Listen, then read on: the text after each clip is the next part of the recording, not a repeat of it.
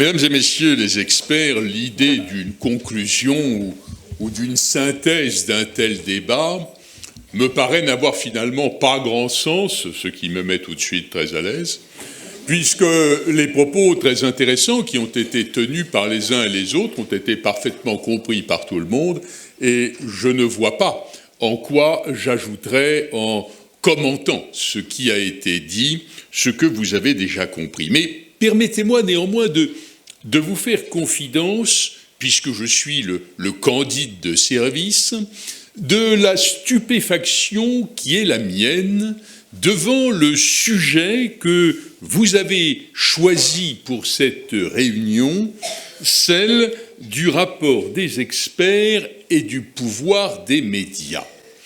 Je vais vous dire à quoi la chose m'a fait penser tout à l'heure en écoutant ce qui se disait. Dans une correspondance, Rousseau, citoyen helvétique et protestant, explique qu'il a dû un jour, à son corps défendant, écrire à un prélat de l'Église catholique, puisqu'il vivait en France, et la lettre commençait par ces mots. « Pourquoi faut-il, monseigneur, que j'ai quelque chose à vous dire? Qu'y a-t-il de commun entre vous et moi ?» Je pense que l'introduction ne favorisait sans doute pas une amitié indéfectible, mais au-delà de cette problématique, je veux dire que le rapport entre les experts et les médias me paraît à peu près similaire à ce qu'avait été ce rapport de Jean-Jacques Rousseau avec un prélat de l'Église catholique. Pourquoi faut-il que vous ayez à vous parler? Pourquoi faut-il que cette relation existe au point que vous en fassiez le sujet d'un colloque? C'est tout de même assez singulier et je me demande si la réponse un peu carrée qui a été faite par l'un des intervenants, je crois que c'est vous, M. Bernard Denis Larocque, qui avez dit qu'un bon expert était un expert taiseux, et que finalement, il n'y avait pas de raison de parler. À partir de là, nous voilà depuis quelques heures réunis dans ce contexte finalement relativement confortable, au moins il y a ça, pour constater que le dialogue dont nous parlons est un dialogue qui ne devrait pas exister. Alors bien sûr, il y a, je dirais, les éléments qui, à la fin, glissent un peu lorsque l'on parle de l'art, avec cette sorte de mise en garde qu'il faudrait faire à l'égard du public, que l'on n'est pas un malheureux achetant un Corot ou un Rembrandt qui n'en serait pas un. Oui, nous vivons une époque où finalement, quand on a les moyens d'acheter une œuvre d'art d'importance, on n'a pas de commisération pour celui qui achète un faux. Là aussi, c'est un sujet de réflexion. Sommes-nous pour autant dans la justice? Je ne sais pas. Peut-être qu'un esprit révolutionnaire souffle derrière tout ça. Je laisse à chacun la réflexion et la conclusion sur ce sujet. Mais ce qui me paraît l'élément essentiel et le mot clé dans le débat que vous avez posé aujourd'hui, je ne dirais pas que le mot n'a pas été prononcé, mais il a été un peu subrepticement, comme si la notion ne pouvait pas être écartée, mais qu'au fond, il ne fallait pas nécessairement en faire le cœur de l'échange. C'est la notion de vérité. Car en réalité, le problème de l'expert, c'est que s'il est dans un secteur judiciaire, eh bien c'est tout simplement que les acteurs judiciaires, qu'ils soient avocats ou qu'ils soient juges ou procureurs, sont dans l'incapacité technique d'aboutir à une conclusion. Et vous l'avez dit, mon cher ami Philippe Houillon, le vrai sujet, presque le seul sujet, c'est celui de la décision de l'expert. On parle des conclusions de l'expert, mais en réalité, ces conclusions, souvent, deviennent une décision. Le juge est une sorte de passage, il officialise, il homologue, et puis on en reste là. Le seul moment où une contre-expertise s'impose, elle est dans la loi d'ailleurs, sous le contrôle des juristes qui sont ici, c'est lorsqu'un expert psychiatre avec cette science qui n'est pas tout à fait exact. Je sais qu'il y a des psychiatres dans la salle, n'y voyez pas une capitis diminutio, mais il y a une dimension subjective dans le diagnostic psychiatrique. Eh bien, quand quelqu'un est déclaré irresponsable, quand son cas conclut à une abolition du discernement, la contre-expertise est de droit.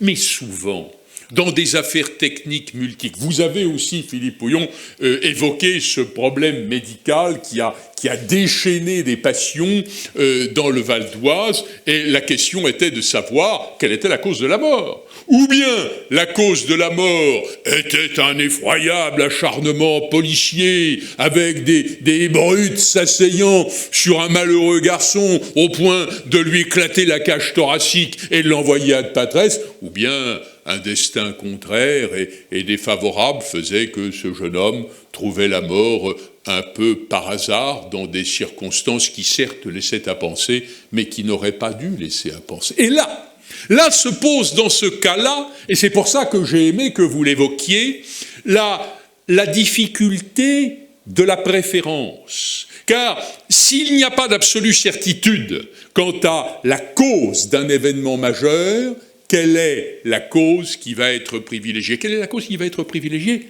Par la presse. Oh, pardonnez-moi, Dominique Rizet, c'est vrai que nous nous connaissons, mais nous connaissons aussi ce goût difficile à réprimer pour le scandale. Je veux dire qu'en réalité, une information qui est porteuse d'un scandale, c'est une information, c'est presque même un scoop, c'est quelque chose qui fait vendre. Mais dire qu'à l'occasion d'une manifestation et de quelques échauffourées, finalement un jeune homme a trouvé la mort par hasard sans que personne n'y soit pour rien, c'est une forme de déception. C'est un événement qui n'en est pas un. De telle sorte que nous devons avoir en mémoire l'idée que le questionnement de la presse n'est pas un questionnement neutre. Je ne dis pas pour autant, qu'on soit clair, que la presse veuille une erreur, veuille un mensonge, veuille un travestissement de la réalité, mais elle veut quelques éléments qui rendent l'ordinaire croustillant. Nous savons tous que les trains qui arrivent à l'heure n'intéressent personne. Et que, précisément, la nouvelle, elle est faite de l'extraordinaire. Et nous voyons régulièrement dans la presse s'égrener un certain nombre de sujets qui vont peu à peu. Et d'ailleurs, maintenant, il y a un nouveau style, il y a le style du feuilleton. Qu'on soit dans l'hebdomadaire qui, on l'a connu, n'est-ce pas Philippe, il n'y a pas si longtemps que ça, distillait chaque semaine un petit quelque chose supplémentaire. Il y a un certain nombre de situations. Tenez, les papers, là, c'est le nouveau feuilleton.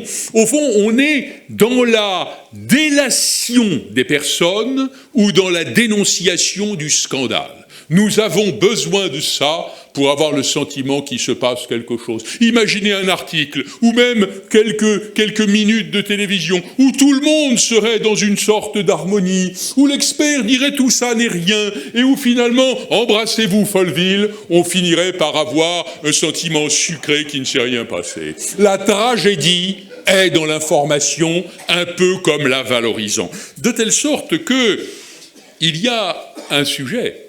C'est que l'expert ne devrait pas s'exprimer, vous l'avez dit, vous auriez pu dire que ça, d'ailleurs, c'était une vérité carrée. Hein. Non, mais j'ai trouvé sympathique que vous utilisiez quelques bovidés électrifiés ou pas, dans des trailleuses dont on se demandait si elles n'étaient pas un phénomène plus ou moins de torture. Mais finalement, peu importait le support du sujet, je pense qu'il est clair que l'expert judiciaire ne doit pas parler, et que celui qui n'est pas judiciaire, l'expert privé, parce que ça aussi c'est un sujet, étant entendu d'ailleurs que l'expert judiciaire, qui n'est pas judiciairement nommé bien sûr, mais qui a le statut d'expert judiciaire, peut maintenant aussi être un expert privé, avec la réticence que beaucoup d'entre vous nourrissent à l'égard de ce statut. Un peu comme si, en vendant son savoir à une partie, on perdait sa valeur aux yeux de la justice. Un peu comme si, finalement, en se mettant dans une position où l'on est partisan, on déclarait d'une manière officielle qu'on est incapable d'être dans l'objectivité.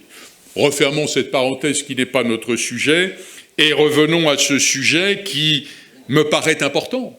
C'est-à-dire que nous voyons, ça c'est dès le début de ce propos, nous voyons M.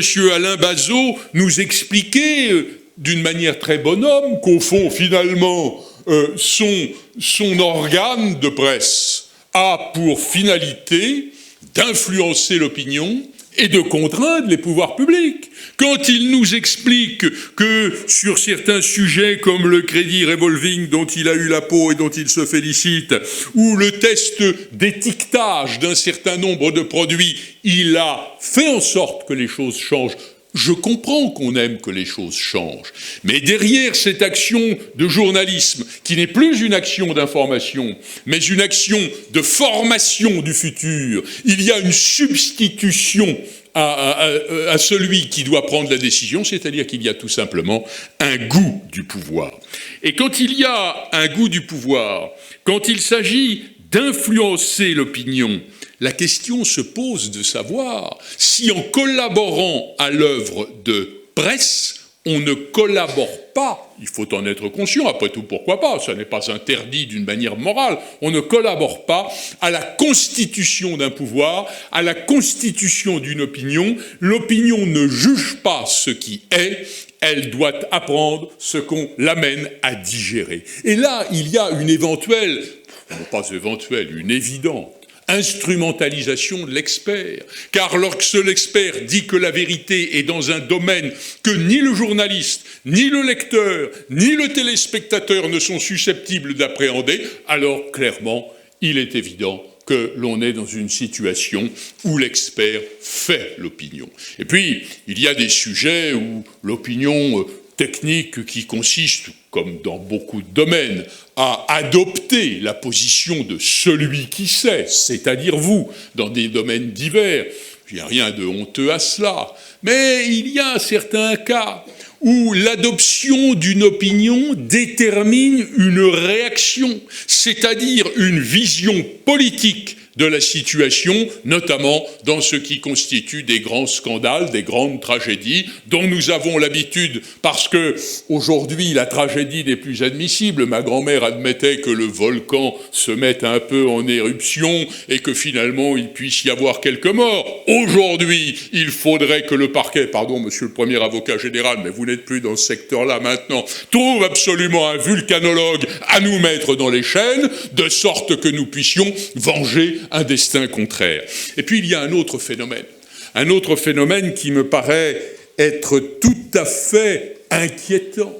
Et ça, c'est mon confrère Étienne Véry qui, je dirais, avec beaucoup de bonhomie, lui aussi l'a dénoncé sans embâche.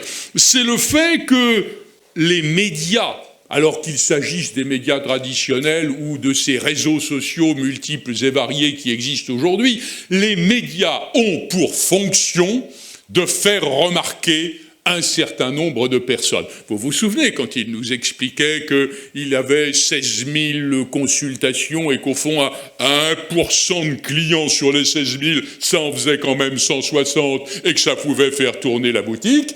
Il y a quelque chose dans tout cela qui montre que ceux qui se soumettent aux médiatiques sont des personnes qui ont une visée personnelle, un intérêt personnel. Alors, il y a le premier niveau, le plus pécamineux d'apparence, mais en réalité le plus neutre et le plus banal, ce souci que l'on a de soi, c'est-à-dire, appelons les choses par leur nom, le narcissisme. Et puis il y a derrière des soucis plus aigus, plus intéressés, qui consistent à faire prévaloir une vérité sur une autre. Et puis il y a également, c'est un troisième point, et vous l'avez dit, et Véry l'a souligné, il y a cette précipitation, ce goût extraordinaire pour la vitesse, le fait qu'il fallait que BFM fût avant TF1, celui qui avait balancé la nouvelle dans l'opinion publique. Et cette précipitation, c'est quoi ? C'est d'abord le risque de la fausse nouvelle. Vous faites ce que vous pouvez, vous vérifiez comme vous pouvez, mais c'est aussi l'absence de réflexion. Et cette absence de réflexion que le temps donne, et je suis d'accord avec Philippe Pouillon quand il disait tout à l'heure que les longueurs de la justice ne sont pas toujours des drames, et que même s'il y a des cas où on dépasse un peu la mesure, la plupart du temps, il faut savoir réfléchir. Il faut que la nouvelle du matin ne fasse pas les gros titres de l'après-midi et l'ouverture du 20h le soir. Il faut que l'on prenne rien de distance, un peu de réflexion pour savoir ce qui a de l'importance et ce qui n'en a pas. Si bien que l'attachement des experts aux médias me paraît relever de tout cela. Que faites-vous dans les médias, mesdames et messieurs les experts ? Bon, il y en a certains qui disent qu'ils vont prévenir l'opinion publique. Admettons que vous soyez, monsieur Perrault, un cas à part. Un cas à part. Non, vous êtes le lanceur d'alerte du Corot falsifié. Donc, on va vous laisser cette caractéristique. Mais l'expert qui s'exprime sur l'état de santé d'une personne, pour savoir, par exemple, si elle est en état de faiblesse, donc s'il y a éventuellement un abus de faiblesse ou pas. Qu'a-t-il besoin de venir raconter et étaler sa science dans les médias ? Alors je comprends que du côté de la presse, on le tire par la manche, on a envie de la nouvelle, la presse se passionne parce que l'opinion se passionne et que l'opinion exige. Mais pourquoi l'opinion exige-t-elle ? Parce que nous sommes entrés depuis déjà un certain temps, mais les choses sont loin de s'être tassées, elles sont au contraire, me semble-t-il, de plus en plus aiguës. Nous sommes entrés dans cette phase de transparence à tout prix, comme si même pas ce qui est caché, mais ce que je ne sais pas, serait nécessairement suspect. De telle sorte qu'il faut tout savoir. Il faut qu'aucun secret n'existe, pas même le secret professionnel. Ça, c'est un autre sujet, mais il fallait quand même que je vous le dise, parce que le secret professionnel, le nôtre notamment, on l'a supprimé. Alors, dire que le secret professionnel des avocats ne cache pas des crimes, c'est possible, mais c'est précisément son objet. Alors, pourquoi s'en choquer ?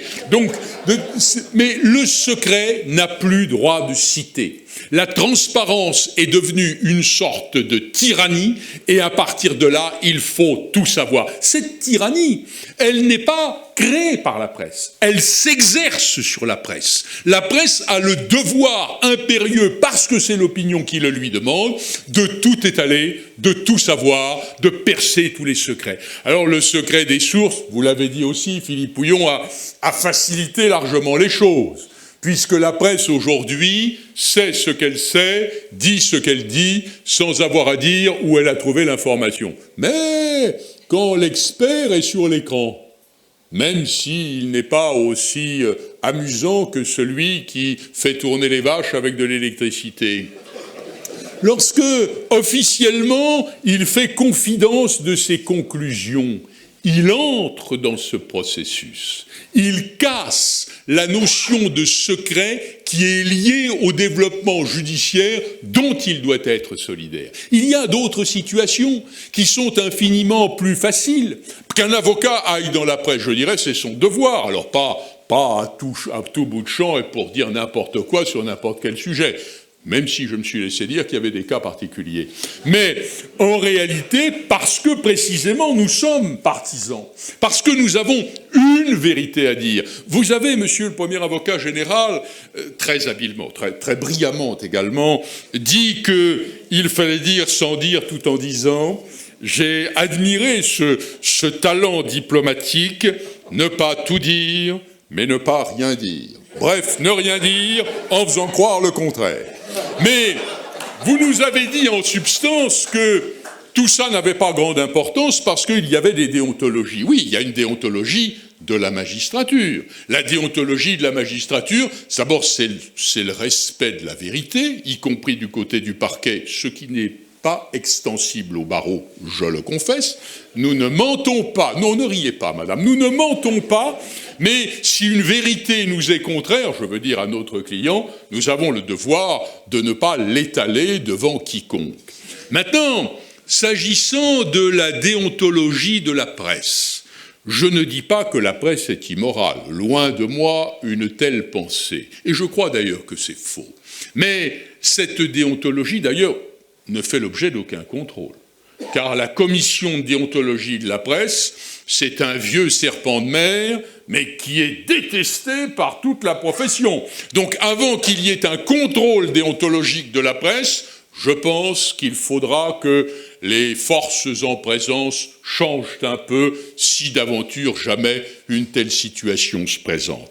Mais il y a finalement, à mon avis, à coup sûr, une volonté d'instrumentalisation réciproque. La magistrature, si elle s'adresse à la presse, c'est qu'elle a un message à faire passer. Si la presse veut qu'une affaire soit plus ou moins orientée dans un sens, parce qu'elle le sent comme ça. Vous savez, je ne sais pas si vous avez le souvenir, mais il y a quelques affaires célèbres, qui s'estompent parce qu'on les oublie rapidement, mais où il y a eu un acquittement de presse et une condamnation à 30 ans ou perpétuité par l'autorité judiciaire. De telle sorte qu'il y a des intérêts quand les avocats par la presse, qu'ils soient avocats de défense ou avocats de partie civile, c'est aussi pour tenter de promouvoir une vérité quand ce n'est pas seulement pour faire valoir l'intérêt que l'on doit à leur personne. Si bien que, dans tout cela, je pense que l'équilibre est une bonne chose et que on ne peut pas parler d'experts comme vous l'avez fait, quand vous avez dit, au fond, nous entendons, quand il se peut, les magistrats, nous entendons les avocats, c'est finalement ce recours aux positions adverses, de manière à ce que chacun ait dit sa vérité, et qui en quelque sorte exonère le créateur de l'information d'avoir une vision trop unilatérale. Je pense que ce point-là ne peut concerner que les partis. Parce que les partis ont le droit d'être partisanes. Parce qu'il y a dans le procès des gens qui ont des positions tranchées et qui ne cherchent pas la vérité absolue parce qu'ils sont convaincus d'une vérité déterminée. Si nous étions tous dans la vérité absolue, on se demande à quoi nous serviraient les juges et même les parquetiers. De telle sorte que, oui, non, mais on pourrait les garder quand même. Bon, moi, je dis ça parce que je ne crois pas qu'il y ait de juge du siège dans la salle, donc je veux être aimable avec vous. Mais en réalité, le vrai problème, c'est que nous ne pouvons pas considérer que la presse n'existe pas. Même vous, qui êtes des auxiliaires de justice et qui apportez la vérité scientifique à la réflexion judiciaire. Un peu plus d'ailleurs que la vérité scientifique, parce que je ne vois pas comment, même s'il en a le pouvoir, un juge ou une juridiction quelconque pourrait dire que les conclusions de l'expert ne tiennent pas debout et qu'on va faire comme s'il avait dit le contraire. De telle sorte que vous êtes, en quelque sorte, en position de décider, je le disais tout à l'heure, au lieu et à la place du juge. Mais nous ne pouvons pas faire comme si la presse n'existait pas. Je crois que de temps en temps, les évolutions ont été vues. La première évolution a été la communication du parquet. Elle n'est pas toujours faite avec une clarté absolue. Certains sont doués, il faudrait que la hiérarchie les fasse taire.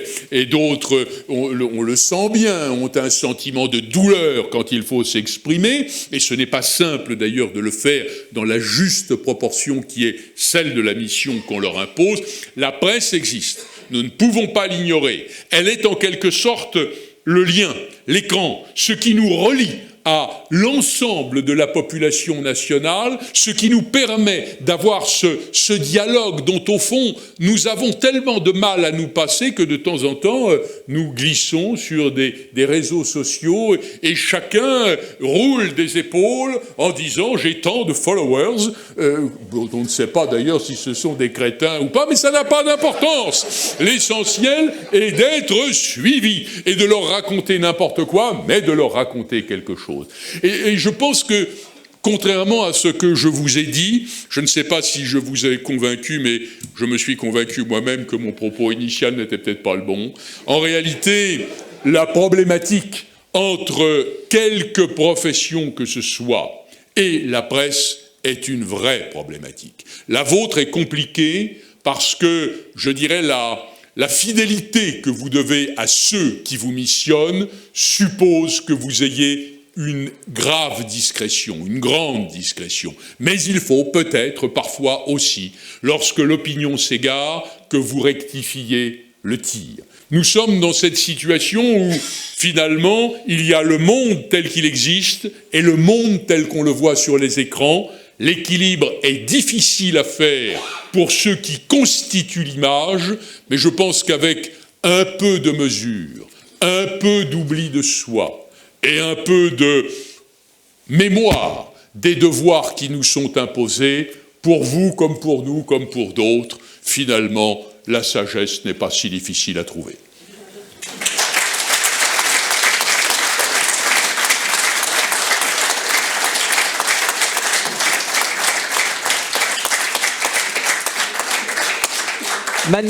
Magnifique conclusion, merci maître.